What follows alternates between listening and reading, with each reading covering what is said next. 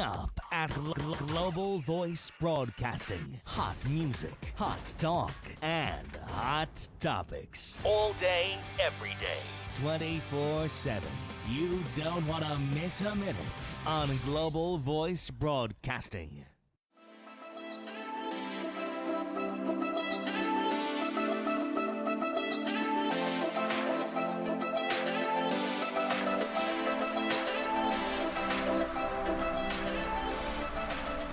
Hey, what's up, everybody? Welcome to Into.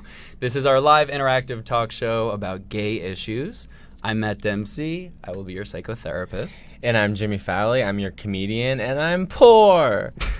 And that was my joke. It was more of a truth. We're here every Monday night, and at 8 p.m. Pacific Standard Time. You can watch us streaming live at www.into.show, or you can follow us on social media at Into Talk Show on Instagram, Twitter, and Facebook. Yeah, and we've got Facebook Live going right now, so you can also check us out there. Giving it a test, and hopefully it's going to be working out tonight. So go check us out on there's Facebook so many Live. Things. There's so many things. cameras. Go check us out there live. You can also comment directly at us there. We're going to be checking in on that periodically and see what questions you guys have. So do that. And also, we really do want this to be as interactive as possible, so please call in because we actually would really like to talk to you. So the phone number should be up on the screen. It's 323-522-5482. Again, 323-522-5482. So definitely call in with your questions. Awesome. And without further ado, let's just jump into it. Today's topic is depression. Depression. We really want to I don't know why I uplift you. sang it. I like depression. Depression. Yeah, I know it's a very uplifting topic, but it's also, in all seriousness, it's a really important one that I really wanted us to be able to talk about tonight because it's something that we don't ever really get a chance to talk to. Nobody wants to talk about it. And it's this really kind of interesting thing because we all, on some level, experience some version of it, but nobody ever really wants to talk about it, which is really unfortunate. And that's why I think it's important for us to be able to have a space like this where the conversation can happen. What do you mean, like, no one wants to talk about it? Like, people you feel like in general? In general. Nobody wants to talk about it. You know, it's like nobody wants to actually be really vulnerable. It's a scary thing to open yourself up and to talk about some of these things, especially when you're feeling particularly down, because nobody wants to be a Debbie Downer. Yeah. Nobody wants to be that guy. You know what I mean? Like, everybody wants to save face a little bit and not reveal that part of ourselves. So it can be tricky. Why do you think that is? Because, and Jimmy, it's funny actually, because we were talking about this recently, but we live in this culture that is obsessed with happiness. And it kind of drives me insane. I love happiness. I'm actually a pretty happy guy, but we live in this society that tells us that the ultimate gold standard for success is if you're happy. And I hate that. I hate it because it's just not the reality. It's one emotion on a broad spectrum of what it means to be a human being. And when the messaging in our world is you need to be happy in order to be okay, you need to be happy in order to be lovable and acceptable and, you know, connected to other people, it's ridiculous. Yeah, totally. I love when you were talking about, was it Suzanne Summers who wrote a book? No, it was Goldie Hawn. Oh, Goldie Hawn, yeah. Who I love. Goldie Hawn's fantastic. But she was on, I think it was Oprah. She was on Oprah a handful of years ago before it had gone off. It was probably the last, 1 or 2 seasons. And if people don't know, Matt's queen is Oprah. He really, he respects her. And respect is the smallest word for it. Anyway, Goldie Hawn was on there because she had just written this book, and I don't even remember what it was called, but it was something about basically how to be happy. And it was just this whole interview about what you can do to be happy, what you need to think of to be happy. And everybody's talking about it and being cheerful and bubbly about it. And I think that's great. And we are absolutely tonight going to talk about things that you can do to help get to a better place of happiness at times. But overall not necessarily have happiness be the end goal. Happiness is kind of a byproduct when you're able to think through things in some new ways and kind of deal with life in some new ways. But here we're not talking about how happiness is the end goal. We're talking about how you can actually find some friggin' peace in life. You know, Yeah, I love that you said that. really, like, how much can that be our goal, is that we can find a level of peace, which is so much more kind of, you know, encompassing of whatever mood it is that we're actually feeling. So why do you think that there's this like obsession with happiness? Because because it feels good. So it just feels better. It's something that's more enjoyable. And so absolutely we should, you know, kind of work towards that. But also because it's not incredibly vulnerable all the time, you know. So it's, if we're actually feeling some great sadness and some depression, then that is something that puts us in this space where we're having to open up and show something that seems like it is displaying weakness, but it's just showing a part of who we are, the less comfortable parts of who we are, the more vulnerable and tender parts of who we are. But it's also, but it is who we are. And the irony is that it actually takes incredible amount of strength to get to a place where we can open up and share. So I think we might actually have our first call for the night. Oh my God, wow, they're just coming in. So hello, caller, are you there? Hi, can you hear me? Yes, I can. What's your name? Where are you calling from? Yes, I'm TJ. I'm from New Jersey.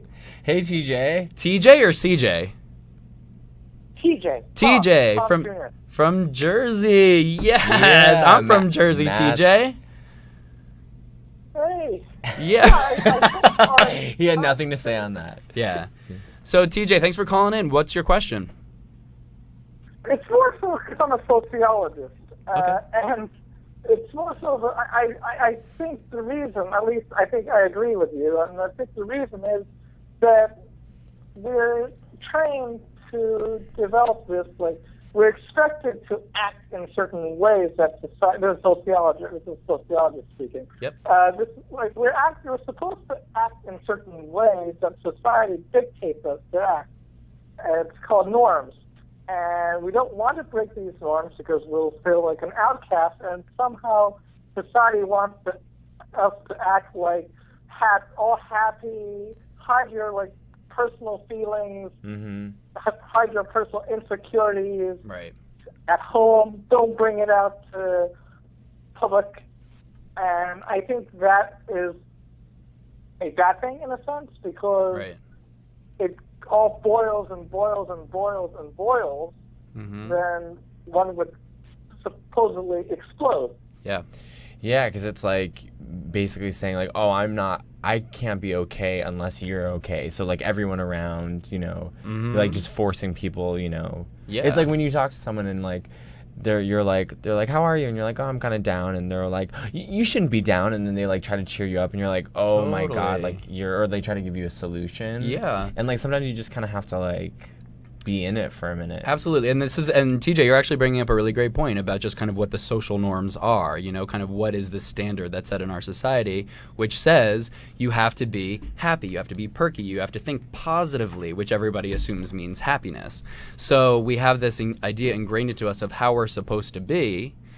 And then because of that, we feel like we can't open up about some of the more vulnerable and less comfortable emotions.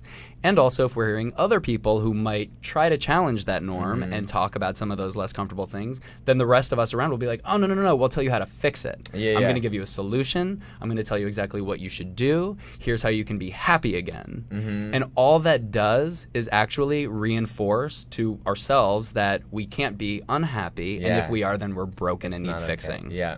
And that's not human. That's not okay. But TJ, did you have a question specifically about some of the things that we're talking about, or depression in general? No, it's just a comment. Okay. TJ, have Cool. you ever had a time where you were like, oh, you didn't feel like it was okay for you to be depressed, or like you just kind of pushed those emotions down? For me, it's kind of this. I tend to be very happy when I'm out and about and talking with friends, talking with family. But sometimes, like the past, not this summer, but last summer, summer 2015, I kind of hid it, and it was only during the night times where like I could be myself and so on. And I really didn't want. I think for me personally, I didn't want I wouldn't consider bothering other people. I think burden. I guess burden is the correct word. Burden other people, or I didn't want other people to know my personal trouble. Yeah. That sort of thing. Totally. It's kind of like just what we're talking about. It's like you feel like you're burdening people.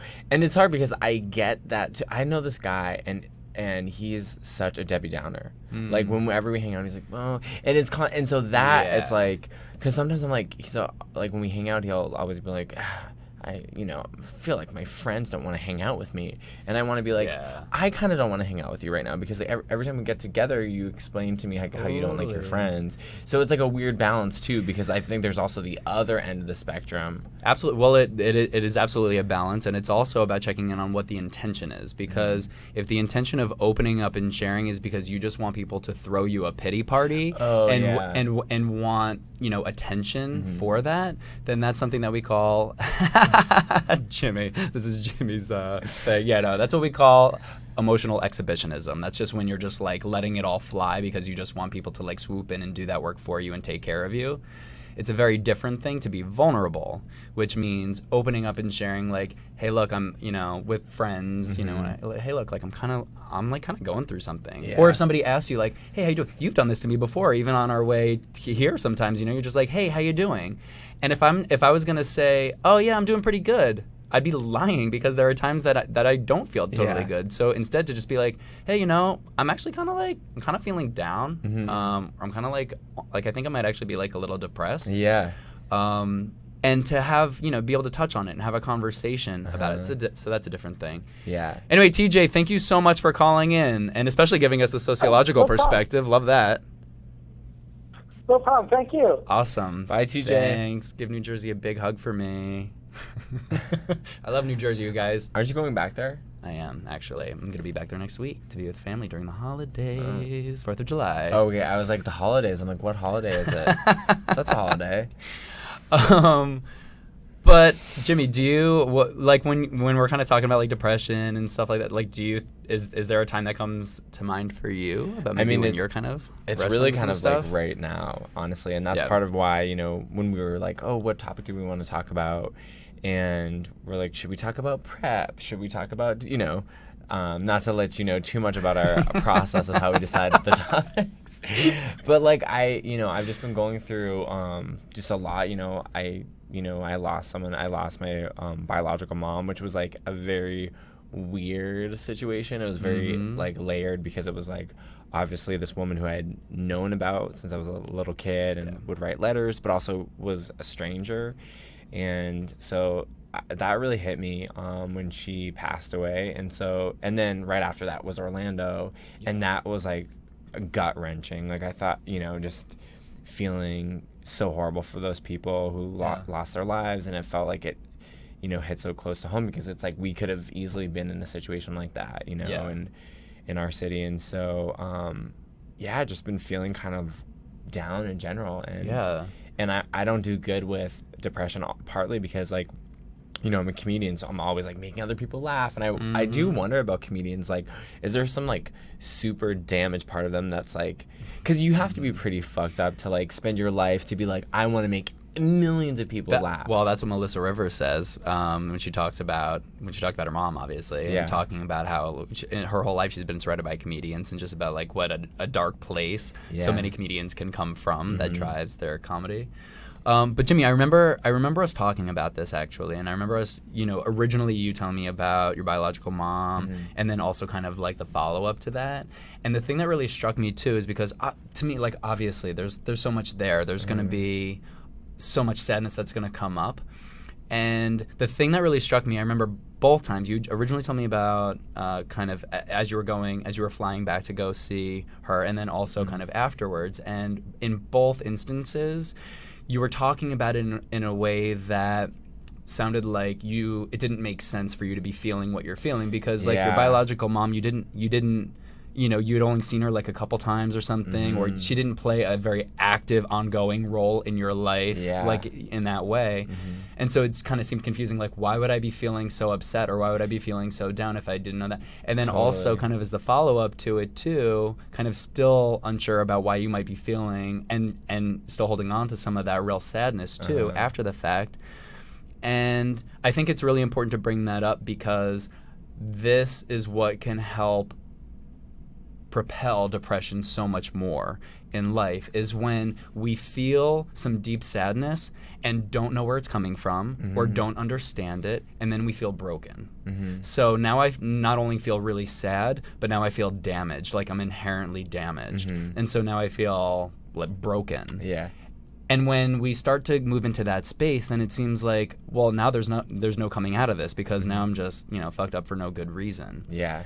But again, kind of going back to what your situation was, it totally does make sense too, because it's still such an emotional thing, especially kind of being adopted, and then what does it all mean, and it's stirring up all that stuff. Yeah.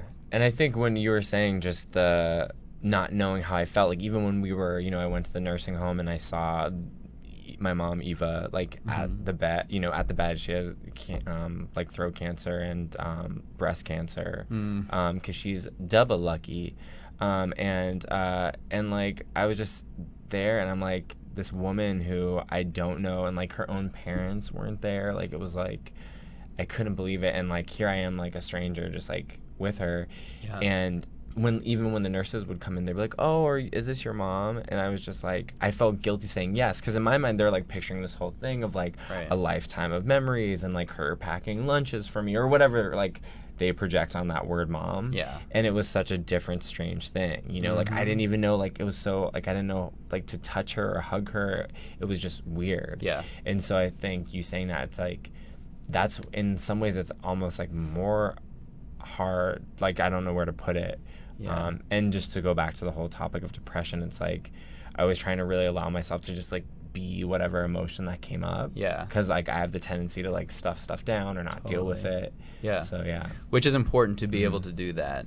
And even remember you telling me about your birth mom, and it was also around the time that I had lost my friend Alex. Oh yeah, oh my god, we were both on fucking meds. And I forget what we were coming in and talking about that night, but it was supposed to be something really like uplifting. Dating or something. And which was fine because we were able to do that, but also we were kind of going through that. And I remember really connecting to what you were sharing with me about feeling like it kind of didn't make sense because Alex was a friend of mine. And he played a kind of an important role in my life in the sense that, when you're gay and you live in a city and you kind of like, through your 20s grow up with like a certain set of gay guys that are in your, kind of like around you, they kind of become like your brothers, you know what I mean? Like your gay brothers. And so even if they're kind of just play a more peripheral role, it's part of this like family. And so Alex was that to me. And so I wouldn't have ever said that Alex was a best friend of mine, but he was a good friend that I would get together with every once in a while and would chat with every once in a while. And I've chatted with him maybe a few times since I've left New York. So I almost felt guilty that I was having such a reaction to his loss, which I know kind of sounds a little crazy, but like I was thinking, like should I be feeling this sad? Why is it staying with me for so long? I felt a little bit guilty thinking because I made a video and I put it out there talking about depression and Alex's story specifically, and it was really emotional to make, and so I almost felt like that, that something was off, but obviously having the tools that I have, I really made sure to allow myself to feel whatever I was feeling and kept reminding myself that if I'm feeling it, it's normal and it makes sense. And I needed to start from that place. So that's really good. Why don't we maybe we check in on some of the questions that people commented and tweeted at us, but also let's check Facebook Live and see what people are.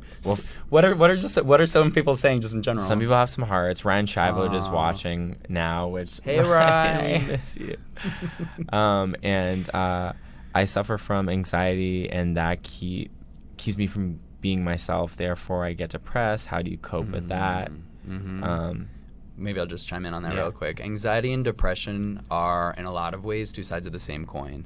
So, anxiety really comes from this kind of very fear-driven place of, a tendency to catastrophize and, kind of assume a lot of the worst things that are going to happen. And we feel like we need to keep predicting it and anticipating what's going to happen so we can beat it to the punch and figure out how we're supposed to handle it and deal with it. And it just creates this kind of frenetic energy and this overall amplified stress, And so stress is a normal thing. It's what we call eustress.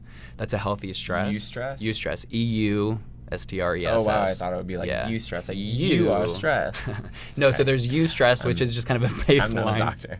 Neither am I. Which is a healthy baseline level of stress, right? It's the thing that helps motivate us to do the things we need to do. And then there's distress, which is when it gets amplified and it starts to spin.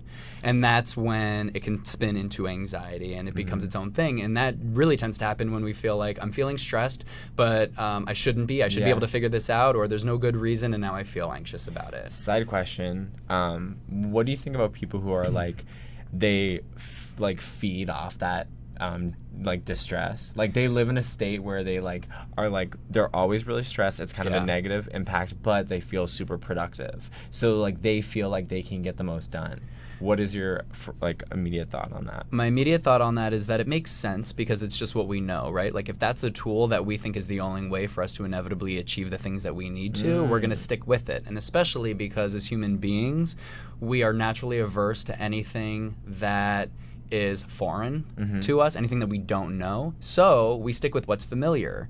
And it feels like home. It's kind of just like a little kid with their blankie, It's like it feels like it's safe and it protects them because they've had it their entire life. They were probably swaddled in it as a baby or whatever. And so they feel like it's something that keeps them safe when in reality it doesn't. We do the same thing with our thinking. Yeah. We continue with a particular line of thinking because it's the very thing that makes us, feel, oh, well, at least I know this. I know what to expect and I know what to predict. And so that happens with anxiety, and it also can happen with depression too. There's a very specific line of thinking that gets attached to depression too. And so it can feel like home for us to maintain a certain line of thinking. And anytime we begin to start to operate outside of that and start challenging some of the beliefs to optimize the positive thinking that we could have going, we're going to start feeling a lot of resistance to it and be like, oh, well, okay, so one thing that I tell my clients what to do, and even just friends what to do, is that if we feel like we're getting into that place, we even talked about this on our video, affirmations. Oh, yeah. Right? And we also talked about how easy it is to feel like it's cheesy as fuck. Like I'm really just going to be, kind of writing down all these what were some of the positive affirmations that you'd write down? That I got that I because I've done that. Yeah, that you would write down for yourself. One was I can let go of fear today when I first was in therapy, and then one was it was two parts. It was I'm here in the now, all is well, and stuff like that. Because I feel like I've always been so fucking stressed. I feel like so worried about everything that's happening. Yeah. For example, I lost my day planner. This is a new one, and I'm obsessed with scheduling and when stuff happening, and it was just I couldn't let go of thinking about all the stuff I needed to do tomorrow. Totally. And that's not. Well, and you couldn't let go of it because it felt like if you were to let go of it, then all of a sudden everything would really fall to shit. Yeah, totally. Because the belief then is that I need to make sure I'm thinking about every single little thing in order for things to be okay, because then I can control things and then I'll be okay. And there's no way we're going to be able to maintain all of that. So it actually can spin into more stuff. But affirmations can be something that can be really helpful for us, and it can feel cheesy. And when we find ourselves being like, oh, this is dumb, I can't. This is so cheesy. Yeah. Why am I going to be so self-involved that I'm going to be propping myself up like that? All of that is the noise of shame, basically saying, don't try to think differently than you have. What's your most embarrassing self-affirmation? The one that you feel weird sharing? Geez, I have to think about this. I don't know that I actually feel weird about it because you're an open book. I'm an open book, but I mean, generally, I don't know. I've been really happy with my tan lately. That probably is the one I feel the weirdest about. No, but I mean, overall, Matt's dedication to his tan. Just like on a side, has nothing to do with mental health, but I will say he's been very loyal to the beach and getting tan. I'm tanorexic. It's its own health hazard, so I need to check in on that and what I think that means about attraction or something. But whatever. Anyway, I think we might have a call actually. So why don't we jump in and take that? Hello. Hello. Hi, how are you? Good. I've actually been anxious to talk to you guys. I've been listening on hold for like the past 10 minutes. Oh, awesome. Oh, no. Thank you for being You're so patient. great. What's your name? My name is Matt as well. Matt. Hey, Matt. Yeah, Matt. We got Jersey, then we got Matt. Yes. Now we just need Jimmy Well, from Boston. it's a good name to have. Do you know what? good This one. is a question to Matt, actually. Do you know what the original translation of Matthew is in Hebrew? Gift of God? That it is. Yes. Okay, well, what does Jimmy mean? Irrelevant. So, Matt, what's your question? Wait, Matt, where are you calling from, by the way? Sacramento. Oh, cool. Awesome. Cool. All right, Matt, so what's your question? So I actually have a multifaceted question. Ooh. And it kind of goes back to what you and Jim were just talking about, being depression and anxiety, kind of two different sides of the same coin. Mm-hmm.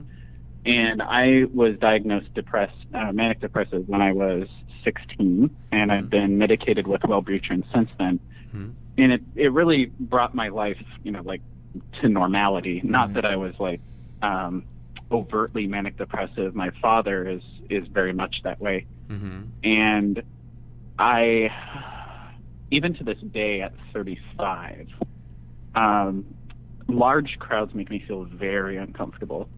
And my sister actually even commented on it just fairly recently. And she notices that when I'm in large crowds and people are bumping against me, and I go into this very kind of like uncomfortable, like tight, body formation almost. And I understand that in America, this give me my personal space, way of doing things. Mm-hmm. But I even noticed that translates very much into my kind of like my social life when going to like large parties or like even gay pride. I'm like, I get very tense, and I don't know where that comes from. Like, because I actually have a musical theater background. I've been performing on stage since I was a little kid. Yeah. I've been swimming competitively since I was a little kid. So large crowds, like you would expect, I would be totally comfortable with. I'm a corporate trainer at my job, so like that being on stage and performing and in front of people doesn't faze me at all. But when I'm like at gay pride or at a gay bar and just I get people even notice it. They're like, "Are you okay? Are you?" I'm like, "I'm fine." Totally, yeah. I mean, I eventually will calm down, but it's not like I'm like shivering or anything. But I can notice it really interferes with my social interaction. People think I'm very shy. Yeah. I'm actually rather extroverted. So can you give me some insight, or am I examining this in the wrong way? No, you're not examining. Yes, I can. But Jimmy, was there a question? Or? I was actually just one comment that I thought was interesting, or one thought I had about performing. And Matt, I don't know if you agree, like, it's funny because some of the people who are the most likely to put themselves out there and perform and be like, in front of people, I also find for myself as well, then when you're not in the show or you're around other people, it's actually the opposite. Like, you're just like, I'll like be more shy so I think it's interesting, and I don't know if you find this with other performers, even though we have that like that vibe of like confidence and we're hopping out and putting ourselves out there, when we don't have the like the security of an actual performance, it's something different. And I wonder if that's what actually attracts us to those sort of venues, because it's like a place to feel okay or feel comfortable. Absolutely, yeah. And I knew that you were going to be able to connect to this too, and I think that that's pretty spot on too, because when you are performing, like say you're doing theater, you're on stage or whatever it is that you're doing, there's so much control that's a part of that, right? Like you're the one who's dictating exactly what's happening, what's being said, how you're moving through, whatever you need to move through for the performance of it. And also a lot of times too, you're kind of playing a bit of a character. Like even if it's, Jimmy, you just doing comedy, it's you, kind of, taking on a bit of that energy. You know what I mean? Yeah, it's a bit of a persona. So, and then also, Matt, too, even when you're doing corporate training, you're the one who's guiding that. You're the one who's in control. So there's all of that. The difference is that when you're say, in gay pride or you're at a festival or whatever it is, you don't have control about anybody or what people are going to, come up and say to you, or if they're going to be bumping into you. And all of a sudden, it's a very vulnerable position to be in. And so it makes sense that there's a lot of tension that can come from that, right? It's actually our body's physiological response to when we feel that somehow we're in danger or there's a threat. Is that we tense up, our muscles tense up, our our abdominal muscles kind of tense up because it's protecting our organs inside. It's getting us ready. We might start to feel like a bit more stressed because we're having a fight or flight response where our blood pressure increases, our heart rate increases. We've got adrenaline running through our body because we're ready to respond to some sort of threat or some sort of danger. The difference is that there's not any, there's not like a saber-toothed tiger around the corner that's getting ready to attack us, you know what I mean? So it's not like caveman days, but it's a bit more of just our perception of things. We're looking around and we see that we don't have control, and for some of us that can be really anxiety-producing if normally that's the only time that we can feel comfortable. So what I would say in terms of what you can actually do for something like this is probably, and this in and of itself might sound really kind of cheesy or cliche, but mindfulness, certain mindful practices where you're able to check in, kind of almost go to a brief meditative space where you can just focus on your breathing and have that be a point of focus, and allow yourself to very consciously start as much as you can trying to relax your body, kind of like, almost like shake it loose a little bit, breathe deeper, because then that's you very consciously communicating to your body saying, we're okay, we're actually not in danger. That's cool. And that's how we get our, everything to start calming down, and then we can start to feel that too. I'm not saying this is a really easy thing to do, but it is a practice that we can start investing into to help out. Yeah, I find it very ironic because according to my Myers-Briggs, I'm an ESTJ, and in my circle everybody loves Myers-Briggs. I forget, what does that mean, Myers-Briggs? I know it's a personality thing. It's a personality assessment, so it just basically tells you kind of a variety. It's like kind of 4 components of who you are and what you can expect based off of taking this this assessment. What's his ESJ? Is that like super? ESTJ, extroverted, sensing, thinking, judging. Mm-hmm. And I would imagine probably in a lot of very kind of intellectual and rational ways, it probably holds pretty true. But then you're finding yourself in these instances when you're like, I don't understand why I'm feeling like this, and then all of a sudden, just on a deeper kind of like guttural and more like primal level, you're starting to have a lot of this stuff flare up. And sometimes that can be because if we find ourselves, and you can let me know if this sounds like you, I'm not sure, I'm just taking a guess.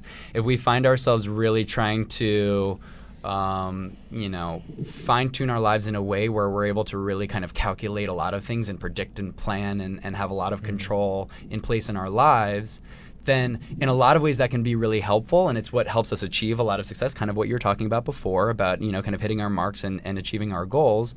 But in other ways, if we start to overextend that as a tool in our lives, then we start spinning a lot.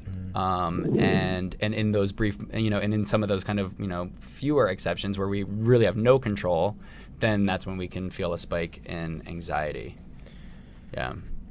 So does that help out? Does that help out? I guess hearing it from another performer like Jimmy, it does make sense because in the performance life and even in the competitive swimming world, things are very structured, and you have this discipline and this routine and literally a script to follow. It's so when you're outside of that controlled environment and those expectations and those finish lines, for lack of a better term. And my background is improv, and so improv is literally like you have no idea what you're doing. Like you get a suggestion and you just make it up. So you'd think all these improvisers are like, they're so chill and fun and relaxed, and like some of my improv friends are the most control freak people, and it makes sense because you're like, of course you gravitate towards this thing because you walk up on stage and you don't know what you're gonna do. Like obviously you have training and tools, but I totally relate. Matt, thank you so much for calling in. Thanks, Matt. We appreciate it. We love it. I actually have one more question. I guess like a statement, and I'll make it quick. Okay, sure. What's up? But I've been following Matt for a long time, so I'm like so anxious to talk to you. Oh, awesome. I like I said, I've been on Wellbeacon since I was 16, and there's this really awkward scenario that regularly uncovers, and it generally starts with people asking if I drink, which I don't because I'm not supposed to on medicine. Right. And it's just bad for you to begin with. And I explain that, well, I'm actually on a medicine that's not good to mix with alcohol, so I just don't drink. Mm-hmm. And then they ask, well, what is it and what does it do? And I explain it's an antidepressant. It keeps me level. Otherwise, I would have high highs and low lows. Right. And then their fear factor just goes right up, and I'm like, I can almost see it on their face. They're like, okay. Yeah. And I understand that people, they don't understand what it is or what, like they haven't lived this life or researched it. And I'm really just getting tired of it, like of trying to, or of losing people, on dates or getting to know someone when they explain, like, I do suffer from depression. I've lived my entire life. I'm medicated. And then they put me into this, like, what must be crazy bucket. And I'm like, and it's nothing but frustrating. Well, absolutely, and it's and there's it's almost kind of akin to having to explain that you're gay sometimes. You know what I mean, and having to like even I'm just thinking for us personally, but having to like come out or having to share that information or think about how you're going to share that information. It just can be frustrating, and it's also incredibly important because it's just a part of our story, and it's a significant part of our identity too. And it can be challenging because that we have learned so much shame around what it means to be gay that it can kind of feel like we're constantly like kind of up against a wall to do it. But we also know that it's really important. I would say the exact same thing for mental health. There's so much stigma around mental illness and around mental health issues that we feel like we shouldn't open up and talk about it. We feel like we're revealing something that's broken or damaged or inadequate about who we are, and it's bullshit. There's nothing wrong with it. We all struggle in certain ways with mental health. Some of us maybe a little bit more severely than others, but to some extent, we all kind of have some of that. And so to have an open conversation about it and be really open about it is awesome. I know it's really frustrating, and I know that it can be difficult, especially if you're losing people because of it. But Matt, I have to say that I think it's awesome that you're incredibly honest and direct about it. A lot of people would shy away, not talk about it at all. Cool. And also, just know that if other people are having issues with it or do fall off, then those are the very people who should be falling off and out of your life. Because those aren't the people who are going to have a more elevated sense of themselves or an elevated, ability to be able to connect with people in more human ways and more meaningful ways. Yeah, and Matt, I actually have something similar because I don't drink. And so sometimes I'll meet people and they're like, oh, you don't drink? Like, how come? Like, will you ever drink? And then it's like, I try not to. Every time I get that question, it just drives me bonkers. Like, Jim Gaffigan has this joke of, I don't drink. And everyone asks, well, why? Well, think about it. If I said I don't eat mayonnaise, are they going to ask, well, why? And that's exactly how I feel. I've never heard that joke, but I'm glad I heard it from you and not Jim Gaffigan. Me too. You can claim that joke as your own. It's yours, Matt. Matt, anyways, thank you so much for calling in, and yeah, I totally relate to that. Yeah. Keep being honest. Yeah, please do. Like Matt said, that stigma. That's right. But the more we talk about it, the more we'll get it. Yep.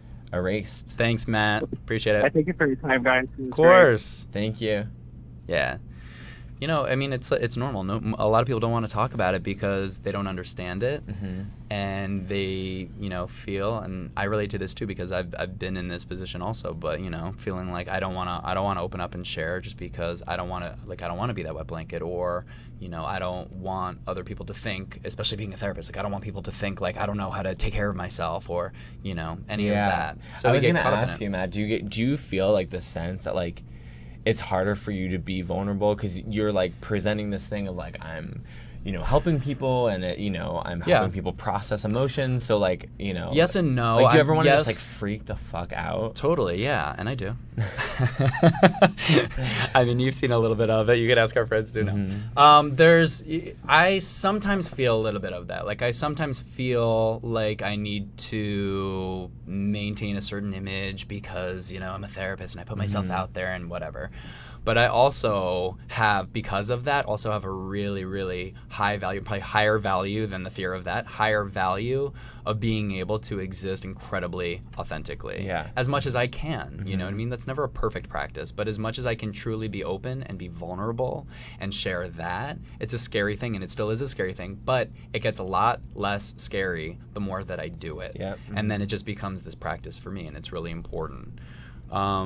I just want to go to a couple questions, especially totally. because I don't want to veer too far away from depression itself. Oh, yeah. And, you know, one question that came up a lot, and I think it's really important to ask it too, was just like, what is depression? Just generally speaking, and maybe we should have started off with this one, but Yeah. But at Chris Olberg asked, how do you know what depression actually is? Is it the same or different from a really bad couple of days, weeks, or months? And I love that question because it's one that comes up a lot. A lot of people ask it. Like, I don't even know. Am I depressed? Is this something different? Like, what? And what I would say is that there absolutely, especially in a clinical sense, there's all different kinds of, there's like a handful of different, very specific diagnoses for depression. Probably the two main ones are major depressive disorder and then also persistent depressive disorder. What's the difference between them? So major depressive disorder is when you are, it's kind of what you think of when you're just feeling fatigued and unmotivated, kind of just like a lack of zest for life at all, and just feeling like really kind of down and sad, feeling hopeless and worthless, and a lot of that negativity. A lot of times there can be, insomnia attached to it, loss of weight. Like, those are some of the symptoms of major depression. And especially if it's lasting pretty consistently for 2 weeks and more at a time, consistently, then that's going to be major depressive disorder. And so another diagnosis is the persistent depressive disorder, which is kind of, it's not as consistent, and it's also not as severe. So it used to be called dysthymia, and so it was kind of like what we would classify between just kind of like a baseline level of mood, and then if major depression is kind of really far down here, it's like somewhere in the middle. It's where a lot of people actually tend to identify, whereas like, there are times that I really kind of go through something, but it doesn't last for really long, and it's not all the time, but it kind of like comes and goes in waves. So that would be something. But so I'll say all of that just so you know that there are these categorizations for it. But also, I think it's very easy for us to get caught up in the labels of things. I want to know, like, is it that? Is it not that? Is it justifiable if it's written down in the DSM and, like the clinical diagnosis, book? Is it like, is it actually valid if professionals are saying that it is? Or is it something else and I need to just like fix it and like figure it out and quit bitching? And it's not, I think all of that is unfair because we all have whatever moods we're going to have. And if we particularly are wrestling and struggling with some real sadness, even if we can't put our finger on exactly what it is, where it's coming from, or why it's happening, to at the very least just assume it's there for a reason. And maybe we won't figure it out exactly, but maybe we will. And some things that are really important to do are in those moments. It's not just, in the video that I made, I was just basically saying, like, we have to start from a place of acceptance. And so the video just became about, like, acceptance, like, accept what you're feeling. And that was kind of the main point that I focused on. But in addition to that, being able to really just own and honor the fact that I feel kind of down. I maybe even feel depressed right now, and I don't know why, but here we are. To just accept it at face value. And why is that so important? The reason it's important is because if we're starting to try and spin our wheels to figure out how we're going to get out of it, then that's coming from a very fear-based place, which is, I shouldn't be feeling this. There's something wrong with me. I need to figure this out so I can move on. And I need to be happy again so that way I'm valuable and lovable and people will want to be around me. And if we're spinning our wheels from a very fear-driven place, I mentioned in the video, it's, I liken it to like quicksand. Like if you're trying to fight your way out of quicksand, guess what? You're going to sink into it and you're going to lose the battle on it. So you have to just ease into it as at a starting point. You ease into it and you accept it and you say, I'm feeling like shit, but guess what? Human beings feel like shit and feel really down even when we don't know why. Even if there's no real rational reason for it. Here I am. So I'm starting here. Then what we need to do is also just be able to make sure we're hitting a baseline.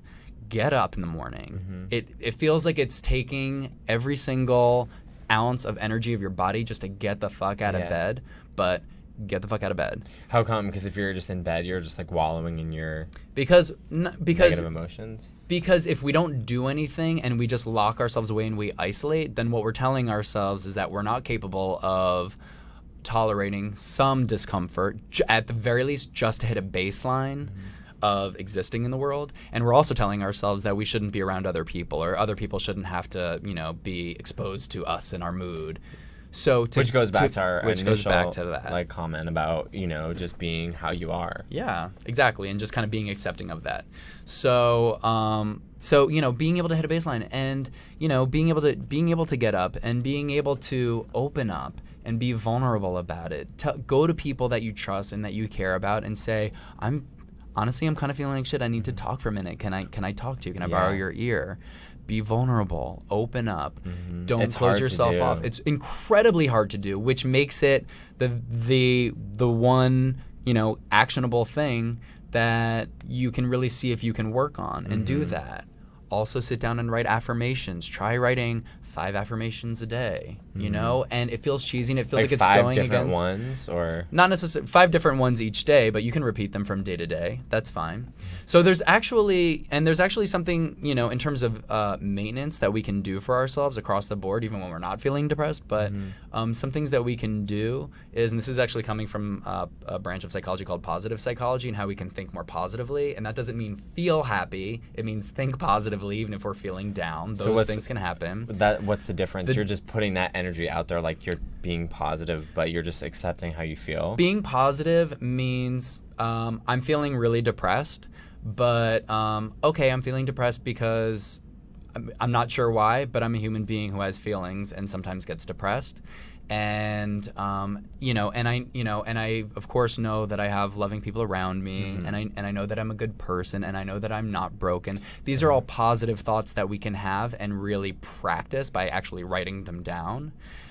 By practicing that and having that be a new way for us to kind of think, to accompany a more depressed mood that we might be in, so that we don't continue to sink and sink deeper into it. And that's a huge component of therapy, right? That like you're helping people kind of reframe thoughts, exactly, and so that they're not, so that they can have a positive, like just reframing of it. Yeah, exactly. So maybe our mood might not necessarily change immediately, but we can start changing the way that we're thinking about things, and we can have practices that help us continue to do that, and ways that we can, actionably move forward in life and do that. So anyway, what I was saying was that from positive psychology, there's actually, and this is coming from Sean Aker specifically, who's very kind of popular in the world of positive psychology right now, which he says that there are 3 things that you can do, and if you do these 3 things every day for 21 days, this is clinically proven, then you will notice a marked change in yourself and in your overall mood. And those 3 things are: 1 is to practice gratitude and write down at least 3 things that you're grateful for a day. You can repeat some of those things, and that's fine. If you come up with new ones, even better. But every day, write down 3 things that you're grateful for. The second thing is to meditate for at least 2 minutes. And all that means is just be as still and quiet as you can be. Focus on one thing. If it's like thinking of the beach and the waves, which would be my go-to, or whatever. But just focus on one thing and quiet your mind for 2 whole minutes, which is going to feel like an eternity. The third thing is a small act of kindness. It can literally be just sending out an email to somebody that you haven't spoken to in a while and just say, hey, I was thinking about you and it put a smile on my face and I just wanted to send some love to you today. Or it could be, holding the door open for that person, regardless if they even say thank you. To have the intention be just a small act of kindness. So if you do those 3 things a day, which is, again, gratitude, meditation for 2 minutes, and small act of kindness, do those 3 things a day. In 21 days, you'll notice a change. So have a lot of people, I have done a lot of those things. But not the 21 To be honest, I haven't done the whole 21-day challenge. Matt. Well, now I feel like I don't even want to do it. No, but I actually do very actively practice those things pretty regularly anyway. And I have to tell you, especially the gratitude is a huge thing for me. It's something that overwhelmingly has changed my life. I've been doing it for over 3 years, and I write down way more than 3 things a day. So people talk about gratitude and being grateful, and what do you think? Is it just listing it? Do you have to really feel it and be? Because anyone can be like rattle off a list, but how do you connect to making it so it's something that's like a feeling thing. I think that even if you're struggling to come up with some things, you can actually fake it. It's the whole idea of fake it till you make it, right? Jinx. And you write it down. I'll give you a Coke. And we write it down, and when you start writing it down, the biggest intention is that you are starting the practice of it. And so you're sitting down and you're concretely writing things down. That is having a deeper psychological impact on you in ways that you're not even aware of in that moment. So if you're sitting down and you're actively writing positive things down of all of the abundance of your life, then it starts curbing your perspective so you don't focus on the scarcity of things, that you don't have enough, you're not making enough money, or you don't have enough friends, or you don't have that boyfriend, or whatever it is. And you start focusing on all that you do have, all of the abundance of your life, and then you start to feel it inevitably, but it might take time. So even, put things down that you are grateful for, and if you're struggling, then, things that like you could be grateful for but don't feel it, write it down anyway. So we can just do that. I want to be mindful of time because we're actually kind of well over, but why don't we've got our friend coming to visit. Our friend. I don't know if, let's see. So we don't have the bell. Normally, Matt will ring his bell. Totally. And someone said he'll like make a noise or a clap or something. This is my bad, so I actually forgot the bell. That's me being vulnerable. We have to be vulnerable. This is how we can destigmatize things. Well, luckily we forgot the bell and not Tristan, so here we go. Yes. Hey, Matt. Hey, Tristan. How you doing? I'm kind of depressed. Oh, what's going on? Well, I go onto Grindr, and it's like everybody has these different sayings. They're all like, no fats, no femmes, no puppets. And it makes me feel like shit. That, I would imagine that would make you feel like shit when people can be so discriminating like that and be so vocal about it. That's not okay. We shouldn't be doing that. We can't be doing that.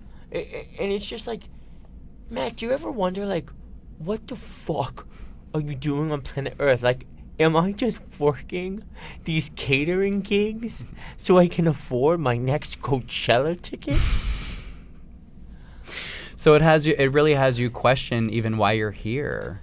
And it can leave you feeling hopeless if all that you're doing is working and you're not connecting with other people. That makes sense that you would feel really depressed, because if we feel we can't connect, then it really takes away from our ability to feel whole and feel valuable and feel, kind of meaningfully connected with other people. Yeah, sometimes I gotta be honest. Sometimes I feel so disconnected. I want to slash my fat fucking wrist. No, what? No. Oh, so have you been feeling suicidal, Tristan? I have to ask this. Yeah. Yeah, I have. Wait. I have to stop this because you just went into a whole other territory. Okay, really wait. Depressed. I understand he's depressed. Okay. So that was the puppet. I just have to say this. Suicide is a real thing.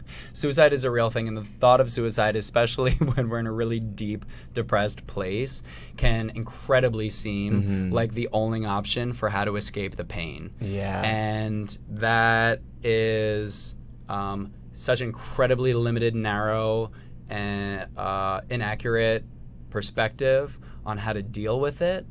And there are so many other ways that we can begin to get at it. So please, if anybody's feeling suicidal, reach out. You can call the Trevor Project. You can call other national suicide hotlines. So look it up and actually reach out for that kind of support. And also, go out and find a professional. Go and connect with a therapist, any therapist that you feel comfortable with, and actually, and have that support system in place. If you feel like you have nowhere else to go, start reaching out for some support in that way. And Matt, that's my bad, because I totally forgot that you already dealt with this like huge emotional thing with your friend, and doing the puppet, I always it is such a joke to me, and it's always hard to like ride that line of like what's funny and what's like weird. But it's also but I think it's important too to bring it up. You know what I mean? Totally. And we have to be able to have some level of humor about some of this so we can actually have the conversation. So that's not your bad. I appreciate you even bringing it up at all. And actually, because if you didn't right there, we might have missed the boat on even addressing suicide as a real thing. There you go, guys. It all comes back. So we are out of time. So everybody, be sure to check back in. We are on every Mondays at 8 o'clock. We won't be here next week because of 4th of July, so we'll miss next week, but we will be back in 2 weeks, so be sure to check us out then. And in the meantime, you guys can follow us on social media at Into Talk Show, and tweet us your comments, your questions, what you want to see us do in terms of like our next show. My voice cracked because it's really about you guys, and you can help dictate what we do here. And also remember that today's a chance to uplift someone else, so we can all rise together. Because if you don't, you're absolute trash.